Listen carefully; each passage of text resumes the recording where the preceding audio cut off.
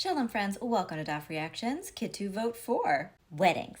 Sometimes they go well, sometimes less so. How do I know this? Well friends, that's because a long time ago in a galaxy far, far away, I too had a wedding.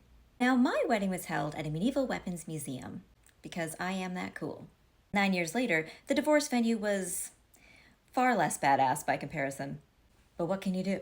Now, during the reception, yes, I did think about what would happen if a 15th century battle axe somehow detached from the wall and fell, killing one of my now former in-laws. Side note, this was before Game of Thrones, so sadly, I missed out on a prime opportunity to hilariously reenact the Red Wedding. Unbeknownst to me, I will regret that until my dying day. Well, that and the marriage. But while nobody actually died at my wedding, indeed sometimes people do die at weddings.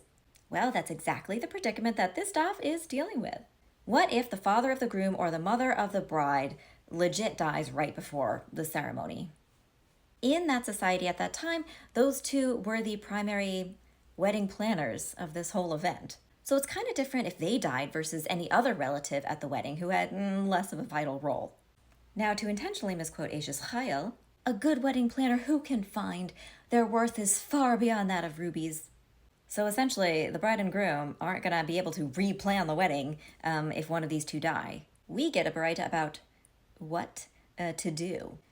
Firstly, move the corpse out of the room. The couple get married, then they have sex. The corpse is buried, and then mourning begins. And then the new couple separates for the 7 days of the Jewish wedding festivities, the Sheva Brachot, and the 7 days of mourning. Because, as we have previously established, no sex while you're mourning? Good Lord. Now, what if it's a relative who's not the father of the groom or the mother of the bride? What happens then? In that case, you bury the corpse immediately, go into mourning, and have the wedding after. The DAF also has more practical considerations to take into account in this scenario.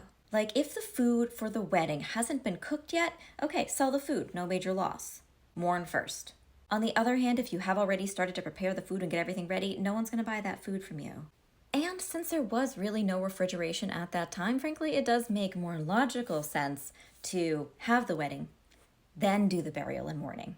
Now, we might think of this as being weird, but frankly, we only have the privilege to judge that because we do have refrigerators, Ziploc bags, and Tupperware.